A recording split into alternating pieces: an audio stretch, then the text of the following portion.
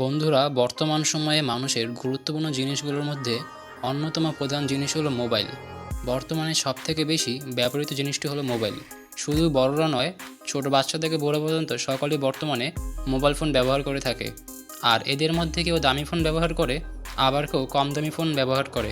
কিন্তু অনেকেই জানে না যে তারা যেই কোম্পানির মোবাইলগুলো ব্যবহার করে সেই কোম্পানি কতটুকু ধনী এবং পুরো পৃথিবীতে সেই কোম্পানি কত নম্বর স্থানে রয়েছে।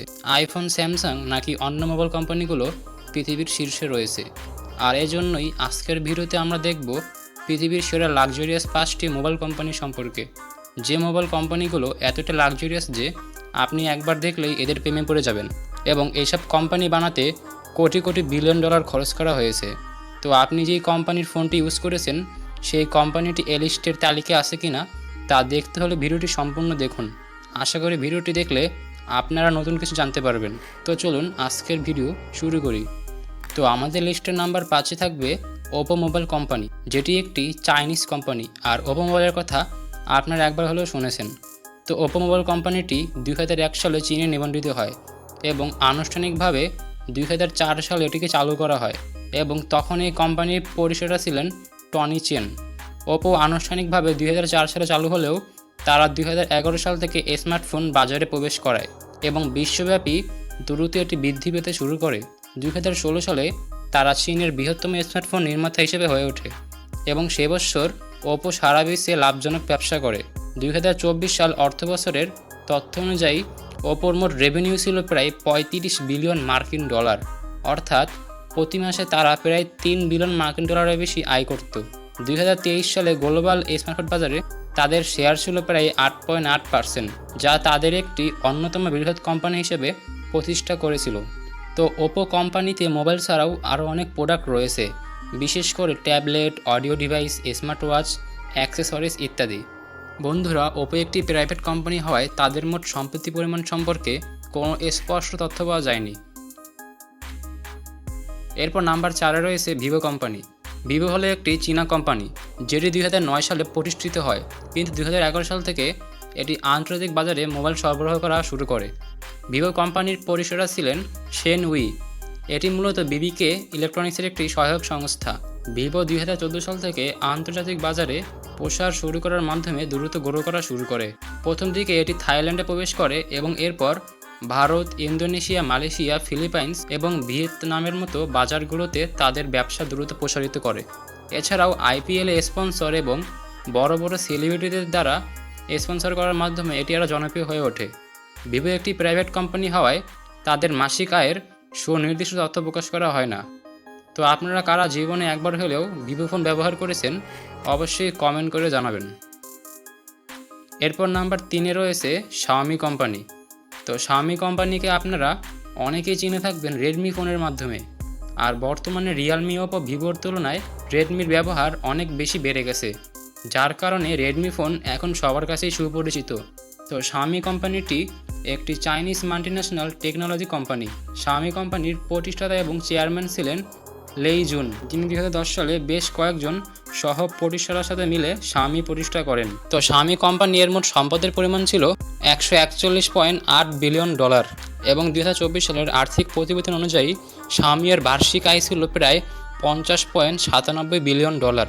এছাড়াও 2024 সালে এই কোম্পানির মোট নেট লাভ ছিল 3.28 বিলিয়ন ডলার। তো আপনারা বুঝতেই পারলেন শাওমি কোম্পানিটি কত বড় একটি কোম্পানি, এবং এই কোম্পানিতে মোবাইল ছাড়াও আরও অনেক ইলেকট্রনিক্স পাওয়া যায়। এরপর নাম্বার 2-এ রয়েছে অ্যাপেল কোম্পানি। অ্যাপেল কোম্পানিকে আপনারা অনেকেই চিনে থাকবেন আইফোনের মাধ্যমে।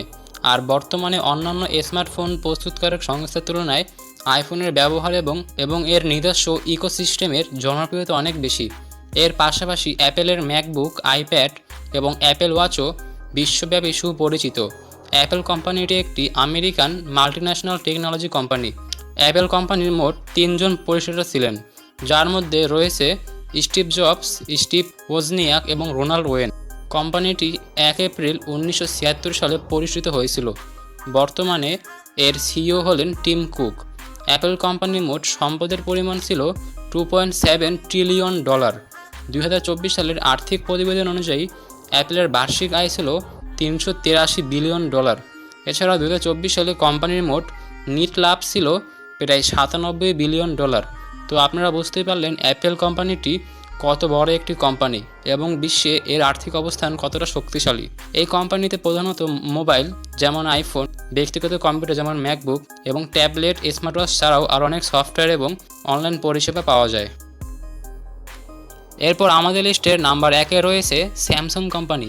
স্যামসাং কোম্পানিকে আপনারা অনেকে চিনে থাকবেন তাদের জনপ্রিয় গ্যালাক্সি স্মার্টফোন সিরিজের মাধ্যমে। সেই সাথে টেলিভিশন, রেফ্রিজারেটর, সেমিকন্ডাক্টর উৎপাদনের জন্য এটি বেশ পরিচিত। বর্তমানে বিশ্ববাজারে স্মার্টফোন এবং মেমোরি চিপ সরবরাহের ক্ষেত্রে স্যামসাং একটি প্রধান কোম্পানি। এর টেলিভিশন এবং হোম অ্যাপ্লায়েন্সগুলিও বিশ্বজুড়ে সুপরিচিত। স্যামসাং কোম্পানিটি একটি south Korean multinational electronics company. Samsung কোম্পানির পরিচালক হলেন লি বিয়ং-চুল। কোম্পানিটি 1 মার্চ 1938 সালে প্রতিষ্ঠিত হয়েছিল। বর্তমানে এর ভাইস চেয়ারম্যান এবং সিইও হলেন হাং জং হি এবং কিউ কাই হিউন। স্যামসাং কোম্পানির মোট সম্পদের পরিমাণ ছিল $370 বিলিয়ন। 2024 সালের আর্থিক প্রতিবেদন অনুযায়ী স্যামসাংয়ের বার্ষিক আয় ছিল প্রায় $199 বিলিয়ন। এছাড়া 2024 সালে এই কোম্পানির মোট নিট লাভ হয়েছিল প্রায় $15 বিলিয়ন। তো আপনারা বুঝতে পারলেন স্যামসাং কোম্পানিটি কত বড় একটি কোম্পানি এবং বিশ্বে এর বিশাল প্রভাব রয়েছে। এই কোম্পানিতে প্রধানত mobile phone, television, home appliance, electronic সরঞ্জাম এবং সেমিকন্ডাক্টরও সরবরাহ উৎপাদন করা হয়। তো বন্ধুরা, এই ছিল আজকের ভিডিও। আশা করি ভিডিওটি আপনাদের কাছে ভালো লেগেছে। আর আমার কোনো কথা বুঝতে না পারলে আমি খুবই দুঃখিত। আসলে আমি টাইম পাই না, এই জন্য ভিডিও সহজে বানাতে পারি না। তবুও আশা করি আপনারা আমাকে সাপোর্ট করবেন এবং এই ভিডিওগুলো আপনাদের বন্ধুদের কাছে বেশি বেশি শেয়ার করবেন। আসলে অ্যাপল এবং স্যামসাং দুজনেই 1 নম্বর স্থানের প্রাপ্য। তো আশা করি আপনারা বুঝতে পেরেছেন। সকলে ভালো থাকবেন। আল্লাহ হাফেজ।